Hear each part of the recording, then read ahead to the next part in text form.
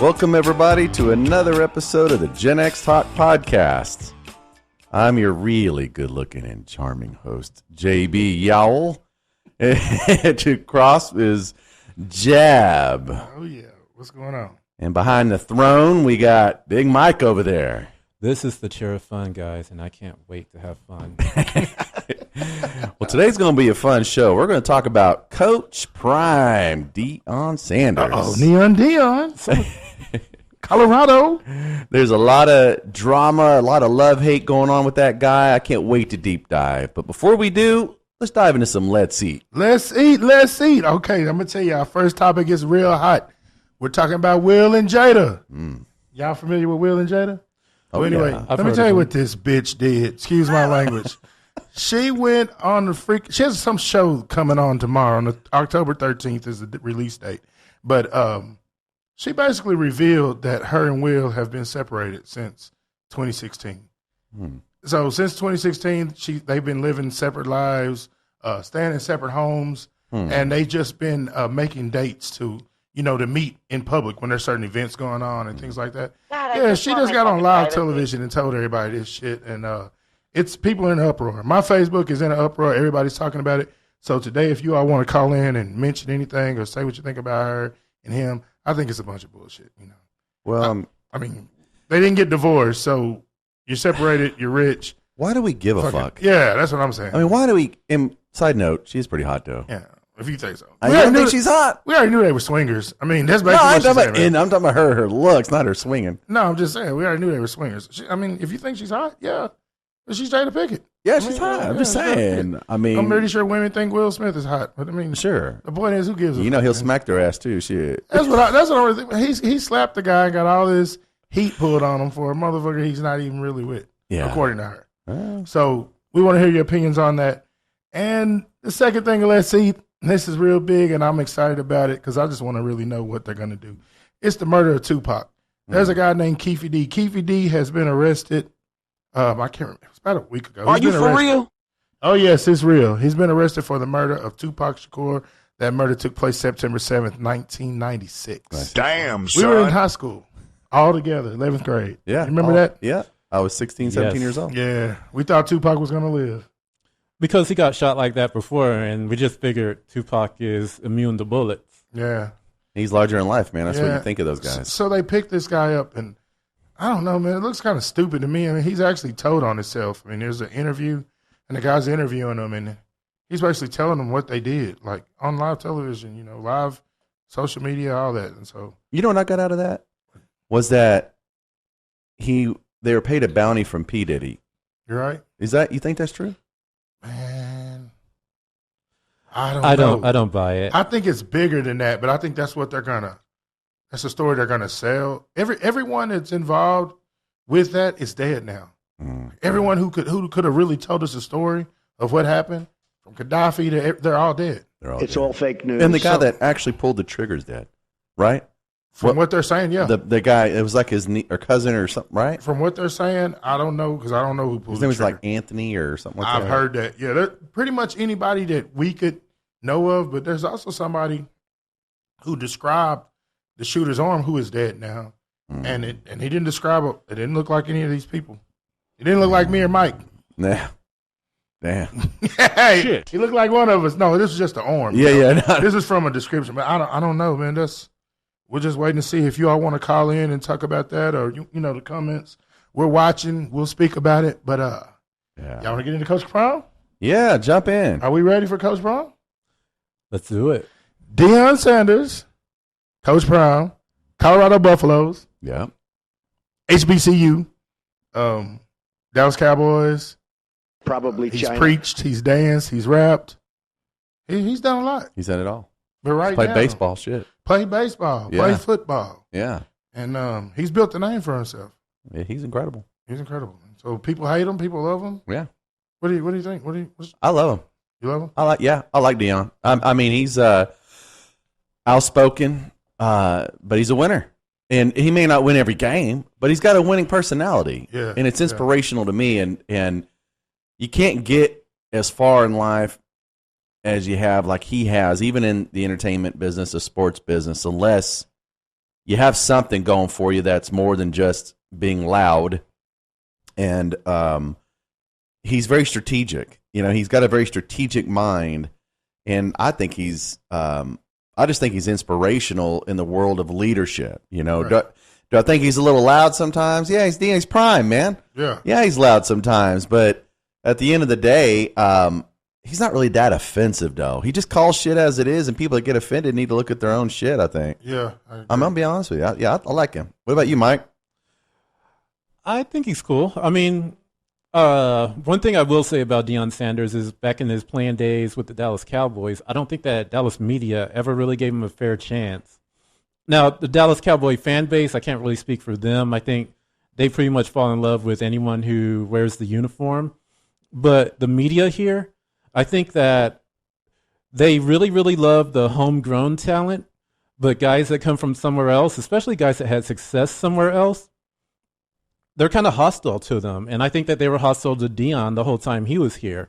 And you see a trend of that because they were like that with guys like Terrell Owens, Randall Cunningham, Joey Galloway, even Bill Parcells. I remember guys that were calling for Bill Parcells to be fired because he didn't win a Super Bowl in 3 years. Yeah. I remember. But yeah, they used to crap on Deion all the time as a player. And he was the best corner in the league almost the entire time he was here. Even after the turf toe, he was still so dangerous that most quarterbacks wouldn't throw at him. Well, I'm just going to tell you like this, Mike. And you know this, and I know this, and JB knows it. He might not want to say it. Cowboy fans are just a bunch of haters. And the truth is, the year before he played for the Cowboys, he kicked their motherfucking ass as a 49er. Yeah. Did y'all see the game Sunday? No. Well, both of Deion's teams played against each other. He played for two teams. Yeah, he right. played for the 49ers and the boys, and he played for the Cowboys. Yeah. They played each other recently. Yeah.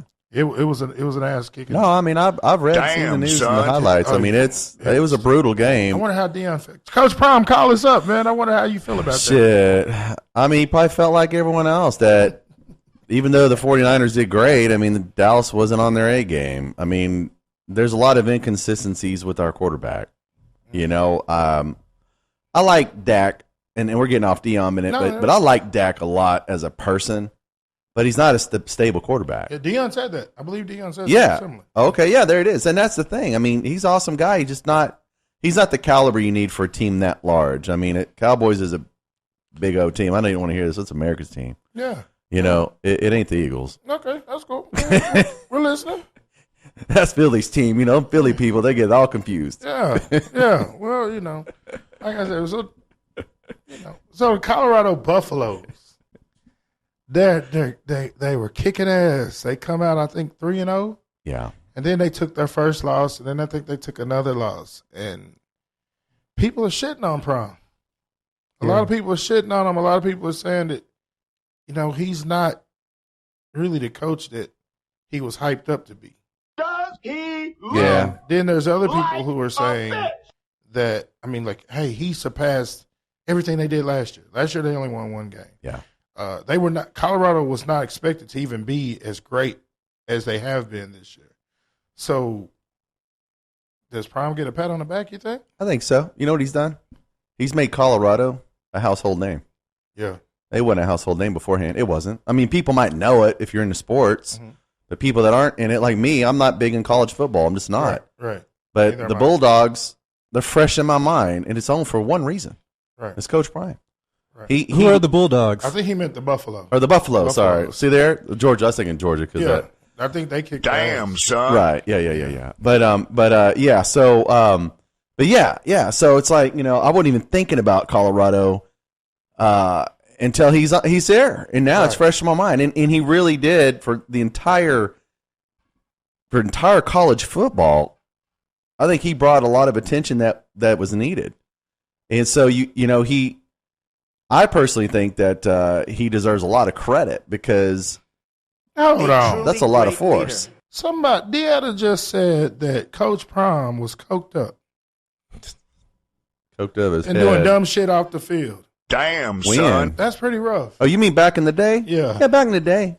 He admits it. Yeah. He has demons back in the day. Yeah, but you know what's cool about that and what we like as a society? People like a hero type story. a zero to hero and all. But, he was an incredible athlete, one of the best of all time. He was. Mm-hmm. But she's right. I mean, he was out of his mind in a lot of ways, but he's repented, man. I mean, he's changed his life. He tried to commit suicide. And which Dallas Cowboy wasn't on cocaine? Yeah, that's what I say. That all the Cowboys are on cocaine. Shit, Jerry Jones was. He was. Yeah, I believe it. Jerry Jones did the most coke. He probably sold it to him. Maybe not. Probably. Jerry Jones, don't cancel our show.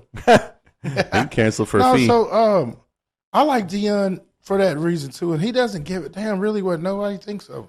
Like, he's cocky, he talks cash shit, but he backs it up. He does. He does back it up.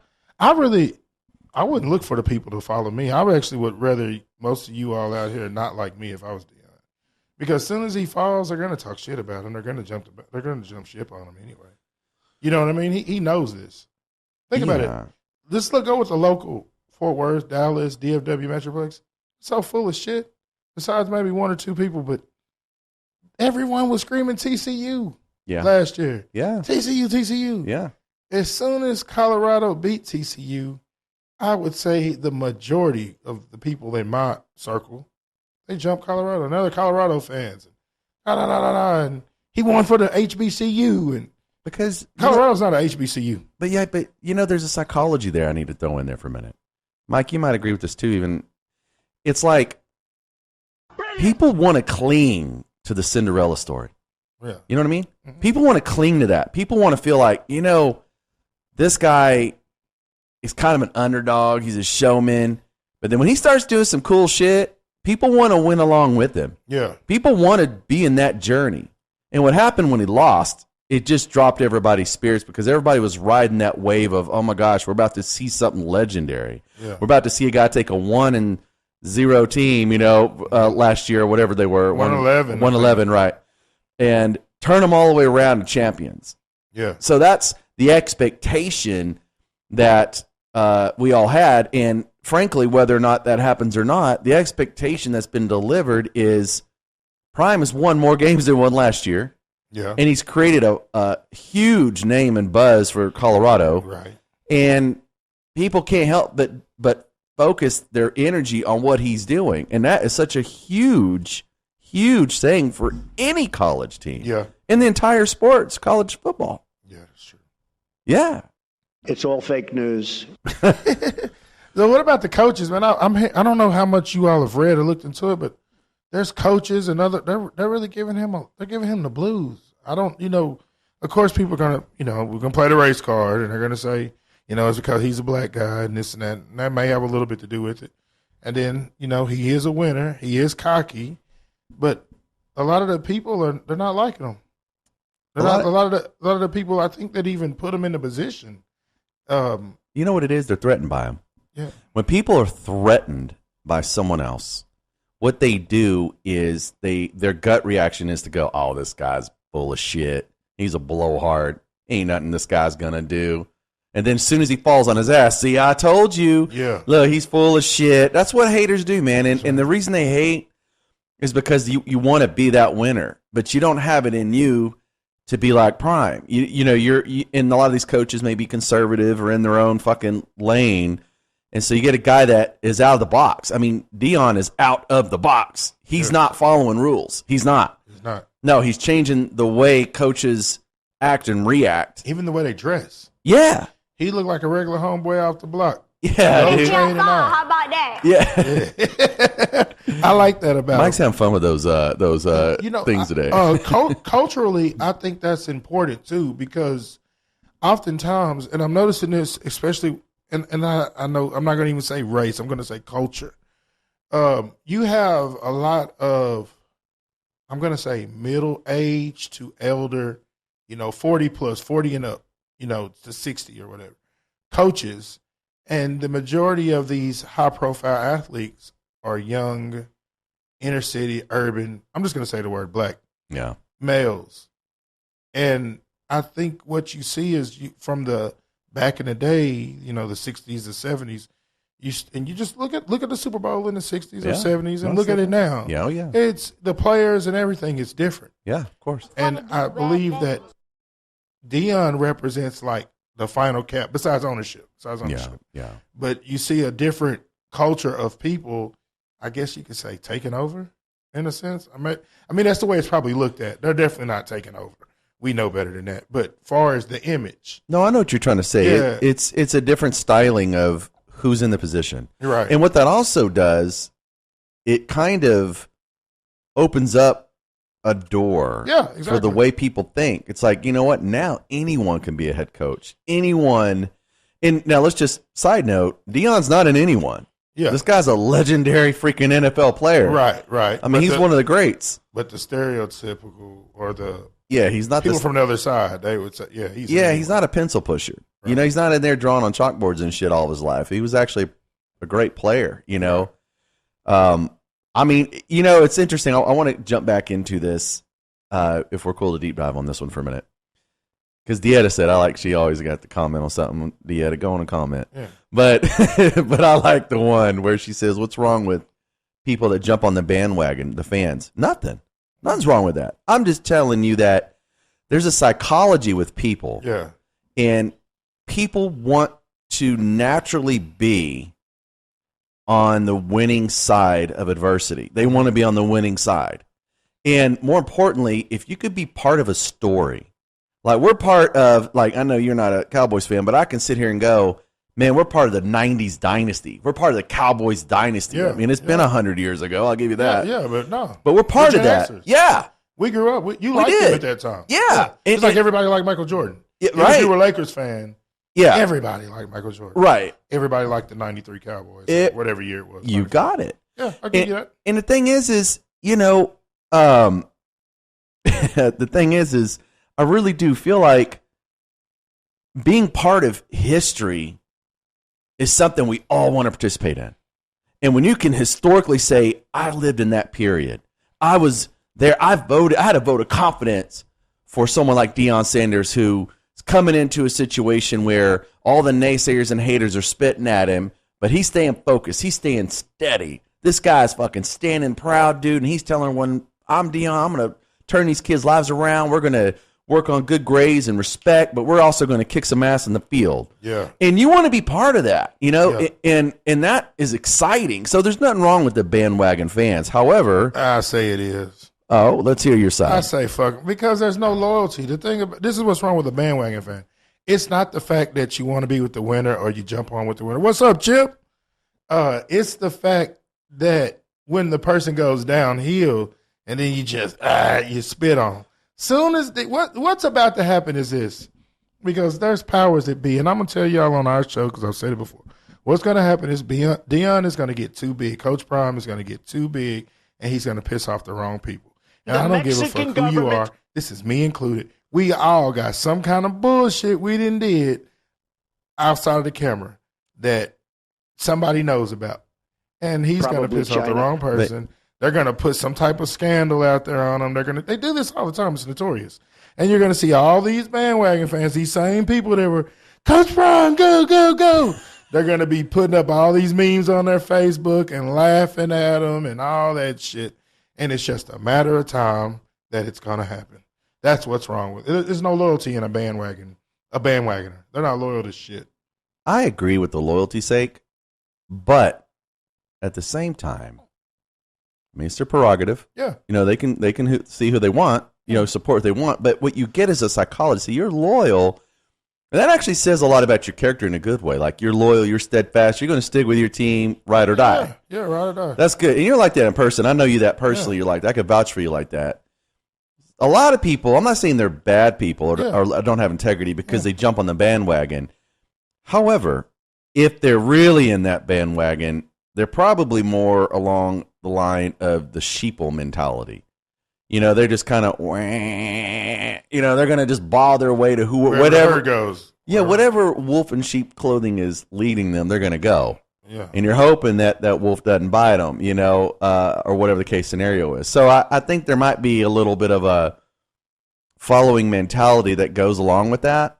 But, I mean, history tells us that we know as a society, as a humanitarian, as a humanistic society, even back in the old Roman days, all that shit, people like supporting the winners. Oh, yeah. You know, that's just the way it is. Everybody wants to hand a cookie jar. What's going on, Mike? What? Hey, what's going on? Oh, I don't know. I missed Mike. I wanted to turn over there and felt like Mike was thinking about something. He had something he wanted to say. Oh, no, I was just listening to Jeremy. What's going on, Ken Wright Thomas? Everybody's tuning in tonight, man. It's a good Ladies Thursday. It's and nice out, gentlemen, you know? that was Jack. man. Yeah, Coach Prime. And like I say, I like what he's doing. I really do. But I just think that he's going to piss off the wrong people, and he better basically sit his ass down. Because he's pissing off a lot of folks. He talks a lot of shit, man. I think it's cool as fuck. But in the end, he who giveth takes it away. But isn't that the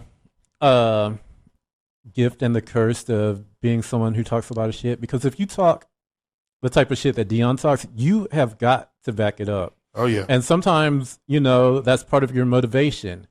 I mean, guys who talk shit and don't back it up, they end up like Freddie Mitchell, gone in a year. They're going to run your ass out of there as soon as you start dropping balls and fumbling. But guys like Deion, guys even like Terrell Owens, Chad Johnson, when you think about it, the baddest players out there always talk the most shit, at least from the perspective of receivers and DBs. Side note, Terrell Owens owes me a cake pop. Man, I was at a party once. What the fuck is a cake pop? Dude, the cake pop, go to Starbucks, those they're on the stick, and they're little, like, cake lollipops that have icing on them. And he owes What you one? talking about, asshole? Dude, no, seriously, I was at a party. It was actually a pop-up party with Mark Cuban and all these other guys, and I was doing a hero celebrity game one year.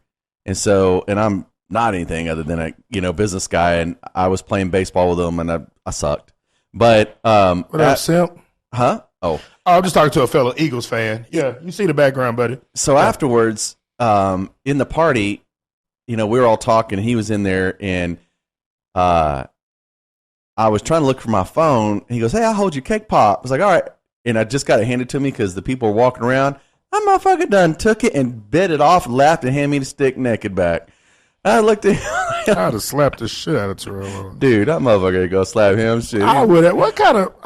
I'm sorry. I'm just going to. What kind of man has a man hold something like that and then you take a bite out of it? Terrell Owens, you sorry motherfucker. I see why he was on there crying about his quarterback now. You talking about my quarterback. Do you suck dick?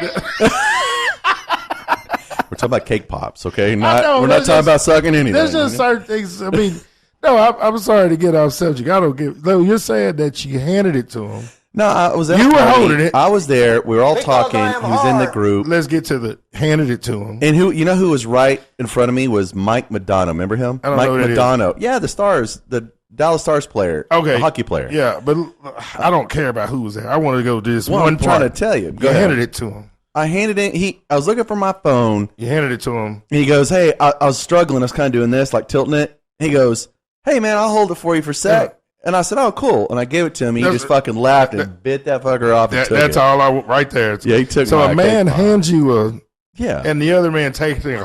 scrunch that Oh, motherfucker, that's dude. freaking. And he was just fucking. That's a happy moment. yeah. I can't say the G word. I think. I mean, look, dude. He just ate the fuck out of that cake. Anyway, but I mean, we all kind of looked at him and laughed. I was like, motherfucker, it was me a damn cake pop. Anyways, that's weird. shit was good too, man. Those things. I'm addicted. I don't care what celebrities are involved, but I don't think I want to be at any party where there are cake pops. Yeah, that's what I'm thinking. Dude, it was a cool party, man. When you walked in, it was in a warehouse that one of the guys owned. And you went in, and they had all these pop-up stages that were clear, crystal clear. And they had beautiful women dancing on them. And they were just barely had any clothes, just dancing. And you could tell they were not just like strip club dancers. They're like professional type. Yeah, I'm not a stripper. I'm an exotic dancer. Well, shit, I Those don't type mind of what. women. Just don't ask me for money because I always tell everyone, But the bottom line, though, was this really cool event. They had one of those makeshift floors that lit up, and there was music going. Everybody was there. I mean, it was just a really wild event and fun and kind of surreal for me because I don't do that often, right? It sounds like one of those welcome to the Illuminati parties we hear about. Y'all know what I'm talking about. I don't know. Were there any men hugging men from the back? No, dude, it wasn't like that. I don't know. There was like 5 women to one guy there. Oh, man. No, it was like, that's what those parties are. They let women just come by the droves, and either you can get in as a guy or they don't let you in, which Of course, I was able to get in, but I mean, other than that, it was just a JB, drove. bitch. Shit, I was with a girl at the time, though. Are you for real? I kind of wish I wasn't, though. I ain't gonna lie. I'm like, bitch, you need to go in the back and go hold a cake pop with Terrell. Like, my ass fucking gonna come in here and check some shit out. So, Because I am hard. man, that shit there makes it hard for me to fuck. So what would you do, Mike, if somebody asked you to hold their cake pop? I would drop it on the floor. You just drop it on the floor? I would look at them crazy. And then I'm not holding your fucking cake pop, dude. What did they say? I'll give you 10 grand to eat that motherfucker as hot as you could. He always asks these type of questions. Man. I really think he wants to pay somebody to do this shit. I'm going to eat the fucking cake pop. What do you think I'm going to do? That shit's fucking funny. Yes, I'm going to eat it for 10 a lot, man. He's gonna eat 10,000 tied to it. Hell yeah. I will lick it lovingly and look him in the eye while I'm doing it. I don't give a fuck. Oh, shit. You fuckers are funny, dude. I don't know why. A cake pop, the name. It was crazy, man. It was crazy. What was even crazier about that event, before we went there, here I am, and I'm not very athletic, I mean, I'm just not a ball player or anything. But you walk in, and we're at the Rough Rider Stadiums in Frisco, and we're doing a baseball celebrity sports hosted by Dirk Nowinski at the time. And I go in, and I'm on a team that has Tony Romo and Terrell Owens and all these fucking guys. And then there's like this locker with JBL, and I walk in the middle, and like you got all these specimen athletes in there, and I'm just in there. I'm like, man, this is not a fit. This is not that I walk in and something like that. And but they were really cool, man. It was a pretty cool event. Everybody was really nice. And Was Prom there? no, Deion wasn't there. That's who should have been there. Yeah, Great. no, he wasn't there. No, he wasn't.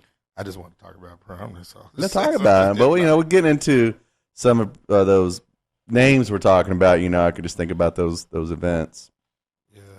Yeah. I got to meet Coach Prom's father when I was a child. It's weird. We actually went to an MC Hammer concert, and they call his father Papa San, and we actually met him, inside the concert, and we got to go backstage and see MC Hammer. My brother was a big fan, and his father was like, at that time to us, was old. I don't know how old he was at the time, but I would say Deion would have been 30, so his father maybe in his 50s. Man, that guy could dance like James Brown. Damn. Yeah, I think he passed back then in like 97 or I don't remember what year, but yeah, he was a good guy. Papa San. What? Yeah. I've seen Deion's mom on a commercial recently. What? There's like a commercial with Deion and his mother. Oh, yeah? No, I don't know what it is. Probably some fucking insurance or something. I don't remember. YourMom.com. I haven't seen it. I just know that he's racking up a lot of controversy. People talking about him, like I said, is when he was winning, when he come out winning, I think that's what really got everybody jumping on. And now I think it's just gonna, level out. By next year, he'll quit. He'll move on. He might. Do you think that'll really happen? Do you think he'll get tired of it and quit, kind of like he did his playing career, just move from spot to spot? I think so. I think he likes pretty much I think that's what his job is, like to go and bring a lot of attention to the team. They're going to pay you this big money, get all this attention, get it back going, and then he'll probably go somewhere else and do the same thing. I think once it kind of gets where it kind of like I felt this way about the Patriots coach too, because he always seems to start Belichick? over. Yeah, he likes starting over just regular guys and building up to a Super Bowl team. I think that he's kind of like that. I think once the job is done, yeah, he'll move around. I say maybe a couple of years. Bill Belichick is the luckiest man on the face of the planet. And you say this why? Why? Because he drafted Tom Brady in the 6th round, and he ended up being one of the greatest quarterbacks of all time. Yeah. And now that we're seeing Belichick without Brady, he looks just about like he did when he was coaching the Browns back in the day. I mean, you don't hear people calling him a genius anymore. Yeah. He's not. Yeah. I mean, well, he is if he fucking picked Brady. And that's something else when you bring that up. In the 6th round. Yeah, when we talk about they picked Brady in the 6th round, that means they're all dumb. Yeah, and he he really only became the starter because Bledsoe got hurt. Remember Drew Bledsoe got hurt. Yeah. And they put him in. I remember that now, yeah. Yeah, he never came out. That's funny because that's how Tony Romo got his start too. Yeah. Drew Bledsoe got hurt. Yeah. It's interesting you're talking about athletes. I saw an interview with Deion the other day. It's a recent interview, and they asked him who the greatest athlete was of all time.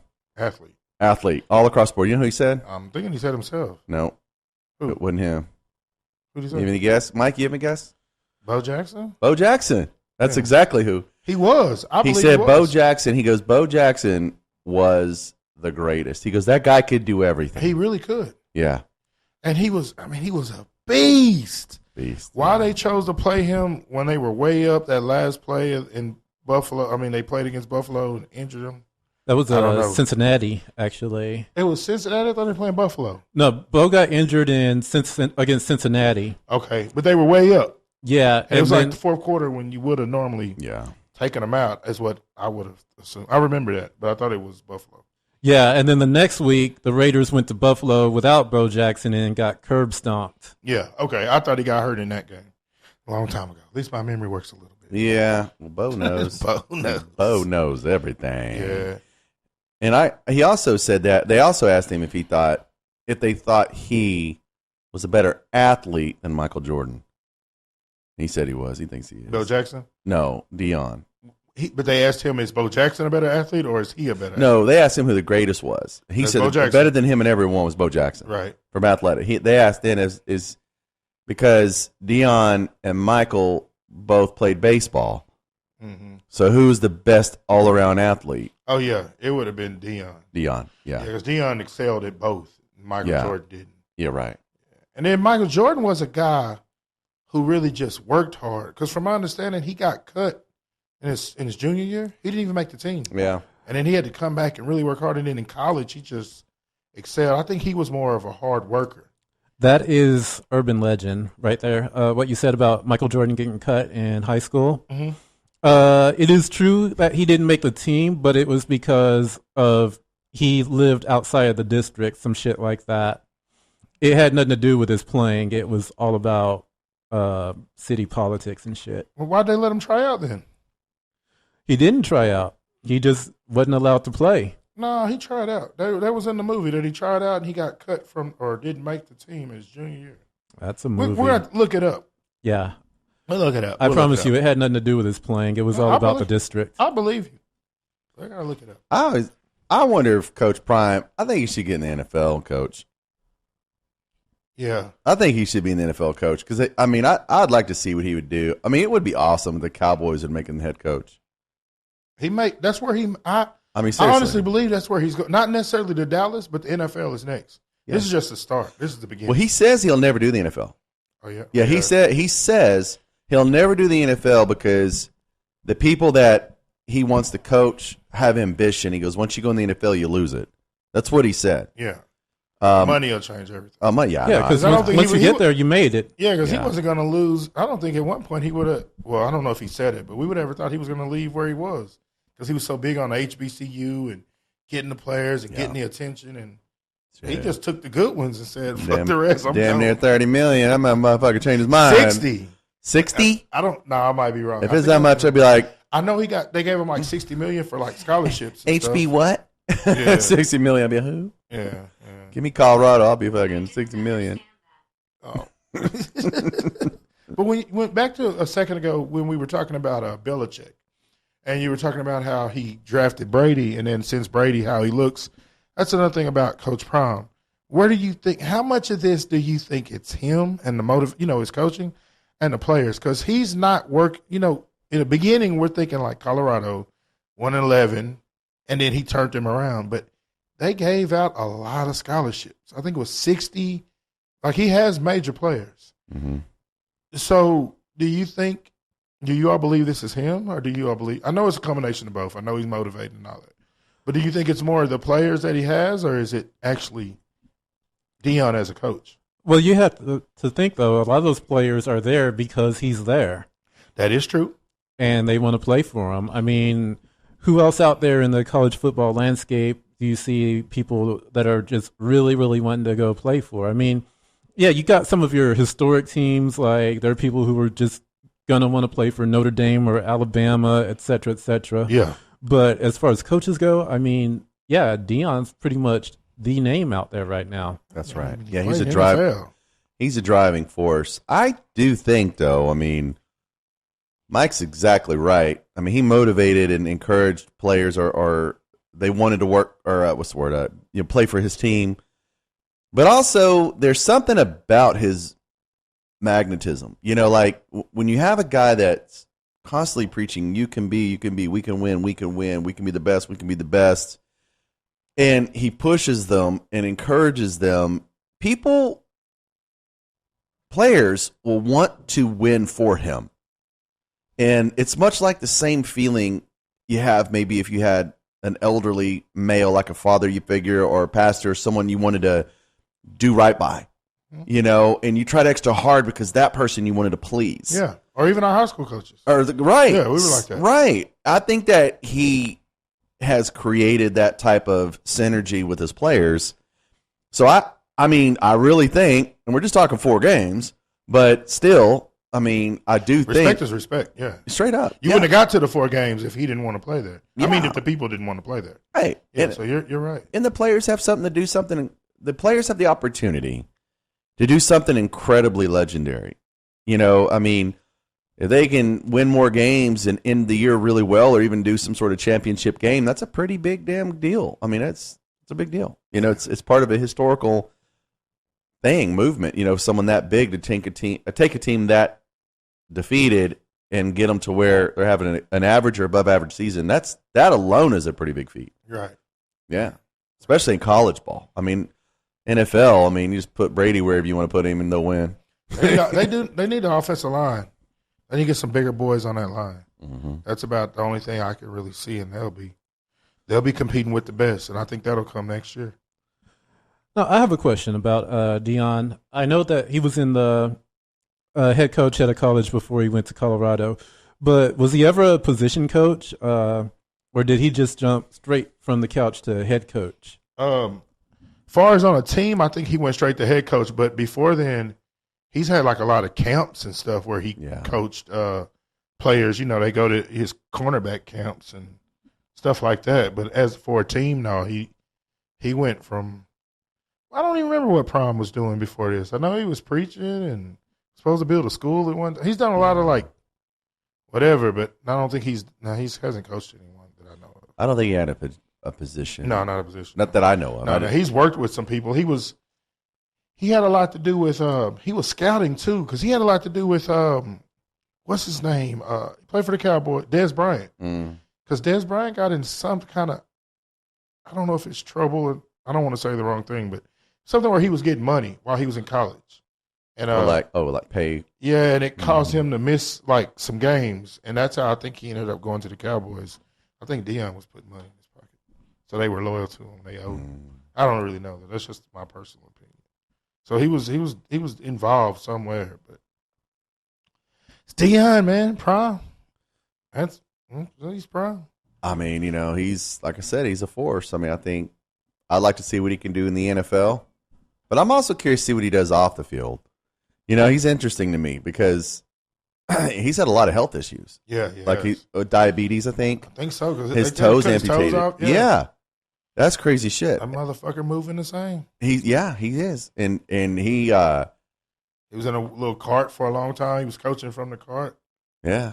Yeah. No, I would be curious to see what he does off the field, where he's at now in life, especially with this I want to call it newfound fame. He's always been famous since he's been a player, but now he's really hot right now. Like he's in everyone's mind. Yeah. Shit, I'd be out there starting a chain of damn restaurants I'd be doing something, getting paid, but he probably is. We don't know about it. Yeah, I don't know much about his professional life. I don't know. That money they just gave him was probably like, he probably said, fuck it. I don't have to do shit else. Yeah. But you know what, though? You're right. But here's the thing. Guys like him, they want to keep going.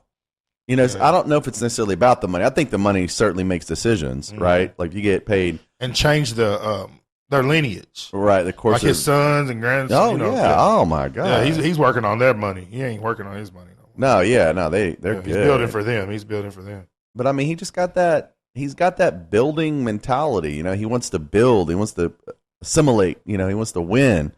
He even said that, as a matter of fact, you talked about other positions. They asked him if he would do anything else other than be a head coach. He said no. He goes, I'm all in or all out. I mean, that's what he said. But he's got the ability with his nature. Because right now, the NFL's got a lot of fragmented team owners now, where they put together these coalitions. And some teams are owned by the people now, like the Green Bay. Green Bay's been that way. Yeah, isn't that crazy? Yeah, I'm not going to say they are because I don't know, but their fan base, it seems like Cleveland Browns too. It seems like they would be a team that's owned by the, the city or whatever because they got a good fan base. What does that mean? Right now it's just Green Bay, but yeah, what does that mean? I can see that. What do you mean? What you were saying, a coalition, like what is? What I'm saying is, I think that there's a movement going in professional sports, period. Like, usually to own a team, it's a billionaire's playground. Right. Right? You got to be a billionaire, pretty much, to own a team. Yeah. But now what's happening is you still got to be rich, but you could be $100 millionaire. You could be a guy worth 50 to 100, 200 million. They're coming together. Right. And let's say that a group of you guys, right, come together and you jointly buy teams. I mean, the Rangers did that, of course, and whatnot. But I think in football, you get a guy like Deion Sanders who's got money, and he's able to pony up a cut, 20, 30 million, whatever it is, and he's got fame worth way more than that. He brings a lot more to the table with this fame than even the financial commitment. I got a feeling that, a guy like that's going to get into team ownership, because that's the next level. It's like, obviously being a head coach of an NFL team would be the next journey, but yeah, the owner is something way bigger. I think so. I think that. Isn't that what Magic Johnson, didn't he buy he was part of, yeah. That's right. Yep. Yeah, part of. Yeah. I noticed that too. I hate to say this, but every time, from my point of view, you hear about certain people, Jay-Z, rappers, and it's kind of like what you said. You hear about them, oh, he bought a team, but then when you look it up, they own like just this percent or, it's a small percent. And I always wondered, like, how were they able to get just 10% or just why not not let them at all? Or So is it just to say you're part of it? Is it that they own stock in it? Or like how much decision-making do you make if you're a 10% owner? Well, it depends. So it depends how it's structured. When it comes to putting together teams or any business structure, there's two kinds of shares. You can have ownership shares that give you a percentage of the revenue, and then you have decision-making shares, operational shares. You can own 10% of a company or even a team, and not have 10%. You can have zero decision-making, or you could have a majority of it. Right. So it really depends on the structuring. Yeah, the structuring. Some people want to be only Class A shareholders where they just own percentage of revenues and they forfeit their Class B rights, which give them any operational or any voting control because they just want to be completely passive. They want to lean off and say, you know what, I don't want to have any involvement in any of the decision-making. I just want to be part of it. I want my money. Yeah. Like investors almost in a sense. Yeah, and the thing is, when you do that, you don't have to go to board meetings. You don't have to go and be part of all the decision-making. You're just a name, like Jay-Z could be a name of part of a team, and that helps his brand. Yeah, I think it's the net. And then Magic But Johnson that also helps the of, team. Did he get part of Washington? I'm sorry? Did Magic Johnson buy part of the Commanders? I don't know. I think so. Somebody did because they got their ass kicked the other night, and they were like, this man's selling his stock now or selling his shares. I thought it was Magic. Yeah. I don't know. I don't keep up with a lot of that stuff unless it's just something really, banging. But I know a lot of these guys that were major players, big time. I see that they own percentages of teams now.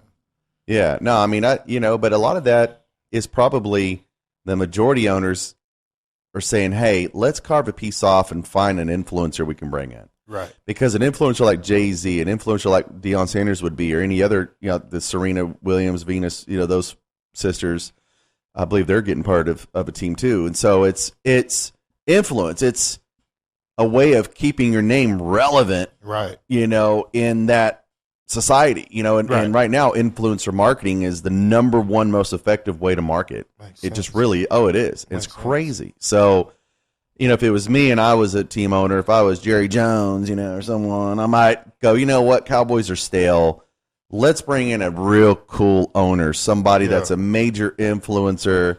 Deion is that. He'd be a great shake-up for the Dallas Cowboys, for example. Yeah. Hell, just giving him a few points of it, and you don't have to have any operational control.